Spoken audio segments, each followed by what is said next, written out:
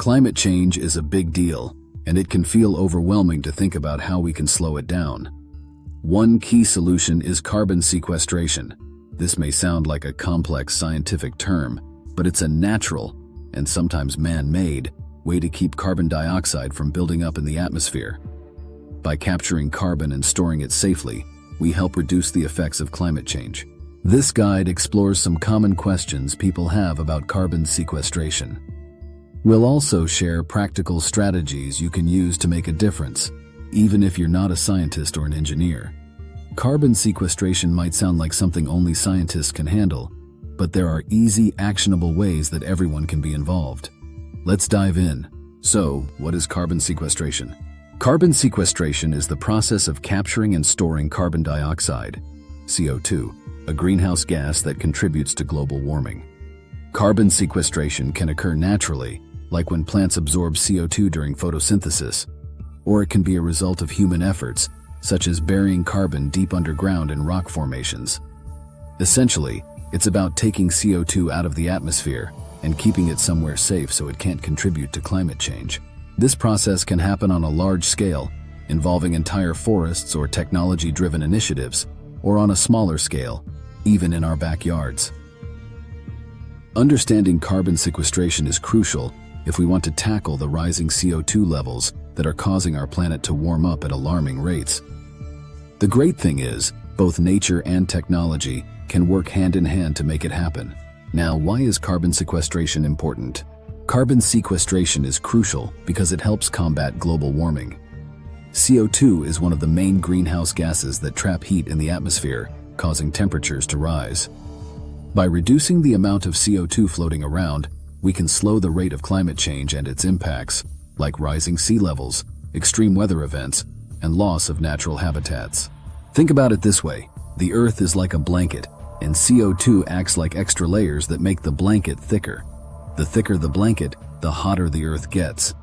By sequestering carbon, we're effectively removing those extra layers and allowing the Earth to cool down. This helps stabilize our climate, protects our oceans, and ensures that our ecosystems remain balanced.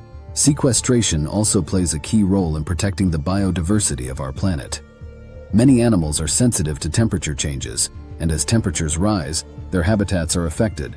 For instance, polar bears rely on sea ice to hunt, but with warmer temperatures, the ice is melting. By sequestering carbon, we can help stabilize the temperature and keep these animals' habitats intact. Okay, so tell me, how does natural carbon sequestration work?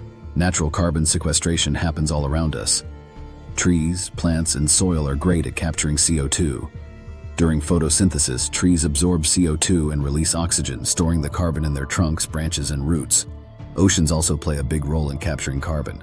Marine plants and animals help remove CO2 from the atmosphere. For example, a mature forest is like a carbon bank, storing a huge amount of carbon for years. Protecting forests and planting new trees are simple yet effective ways of supporting natural carbon sequestration. Peatlands, wetlands, and grasslands are also important players in natural carbon sequestration, as they store significant amounts of carbon in their soil. Healthy soils play a particularly important role as well. When soil is full of organic matter, it acts as a sponge for CO2. Practices like avoiding soil tillage and keeping the soil covered with plants can help improve soil carbon storage. Oceans, too, are often called carbon sinks because they absorb roughly 25% of the CO2 we emit every year. Marine ecosystems like mangroves and seagrasses are especially effective at storing carbon for long periods. What are man-made carbon sequestration techniques? There are also technologies that help capture carbon emissions from factories and power plants. These technologies are called carbon capture and storage, CCS systems. CCS involves capturing CO2 before it's released into the air, transporting it to a storage site, and injecting it underground for long-term storage. Another approach is direct air capture, which literally sucks CO2 out of the air. It sounds futuristic, but these machines are already being used to clean up our atmosphere. These technologies are being used in various countries to try to offset the massive emissions from industries such as steel and cement manufacturing, which are notoriously hard to decarbonize. A relatively newer technology is bioenergy with carbon capture and storage, BECCS, which involves growing plants that absorb CO2, burning them for energy, and capturing the carbon emissions that result from this process. It creates energy while simultaneously sequestering carbon, making it a promising avenue for reducing overall emissions. Another technique involves enhanced weathering, where finely ground minerals are spread across fields to absorb CO2 from the atmosphere. When these minerals react with CO2, they form stable compounds that store carbon for thousands of years. This process mimics natural chemical reactions that occur when rainwater interacts with rocks, but speeds it up significantly. What are some simple strategies for carbon sequestration that I can apply? You might think carbon sequestration is only for scientists, but there are several things you can do. Even at home, let's discuss more. Plant trees or start a garden. Trees and plants absorb CO2, so every time you plant a tree or even a small garden, you're contributing to carbon sequestration.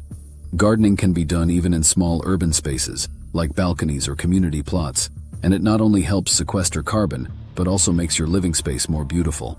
Support regenerative agriculture.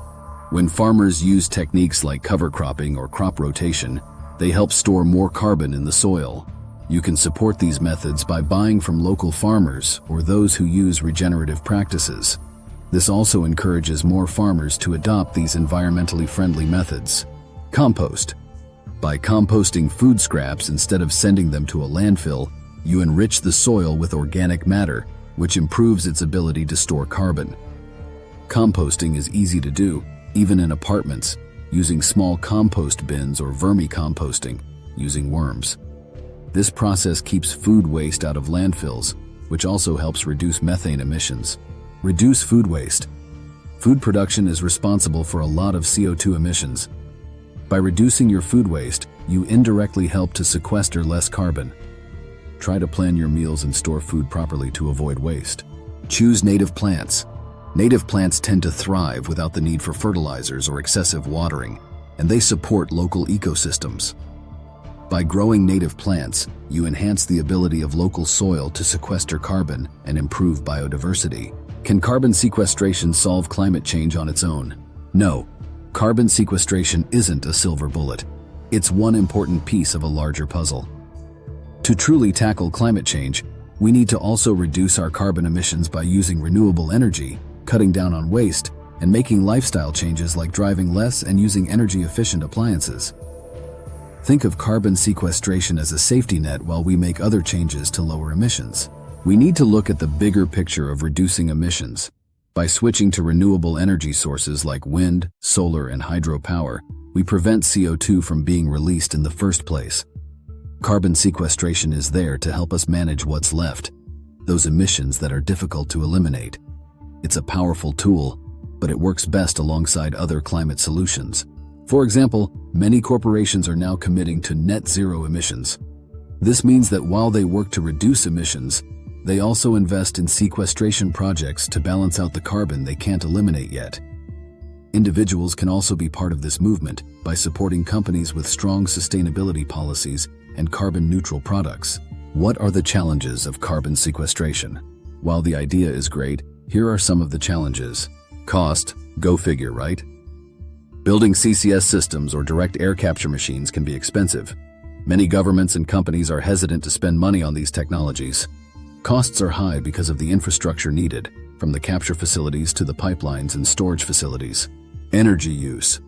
Some carbon capture technologies require significant energy to operate, which may undermine the benefit of capturing carbon in the first place if the energy isn't coming from renewable sources. Risk of leakage. Stored carbon must stay contained.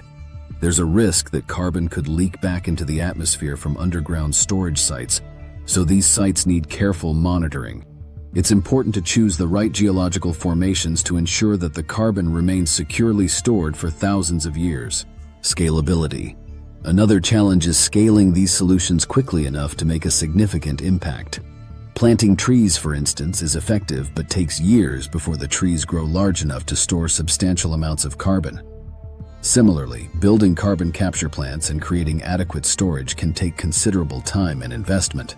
So, how about some practical applications of carbon sequestration?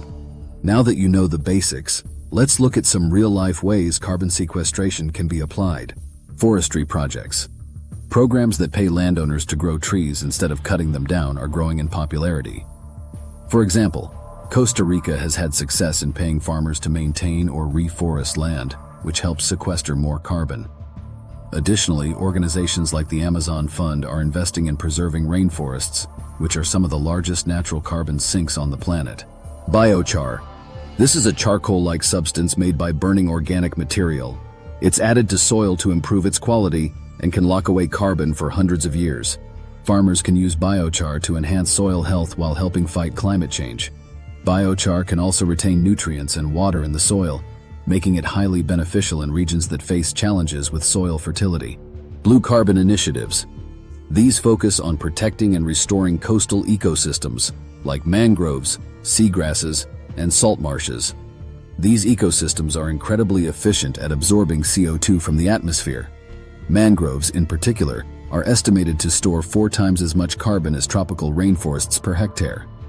Protecting coastal ecosystems also provides added benefits like preventing coastal erosion and supporting fisheries. Direct air capture plants. Companies like Climeworks in Switzerland have built facilities that actively remove CO2 from the atmosphere. This CO2 can be injected underground or used in products like carbonated beverages. These direct air capture plants are a practical example of technology-driven sequestration that could be scaled up to make a larger impact. Agroforestry. This involves planting trees alongside crops or pastures. Agroforestry not only sequesters carbon, but also provides benefits like shade for crops, improved biodiversity, and better water retention in the soil. It's an example of how farmers can balance productivity with environmental benefits. Carbon sequestration is an important tool in the fight against climate change. By capturing CO2 from the atmosphere and storing it safely, we can help reduce global warming. Whether you're planting trees, composting, or supporting farmers who care for their soil, every action helps. The key is to understand that carbon sequestration works best when combined with other efforts to reduce emissions and transition to cleaner energy sources. So the next time you hear about carbon sequestration, you'll know it's not just a scientific buzzword. It's something that everyone can get involved in, even in small ways. Together, we can make a difference for our planet. Simple steps like planting a tree, supporting local farmers, or composting can have lasting impacts. By educating ourselves and taking action, we're contributing to a healthier, more sustainable future. We all have a role to play in the climate solution, and carbon sequestration is a powerful and accessible part of that role. Whether it's through technology, changes in farming practices, or planting a garden in our backyard, every bit helps. With coordinated global action and local initiatives, we can ensure that our planet remains livable for future generations.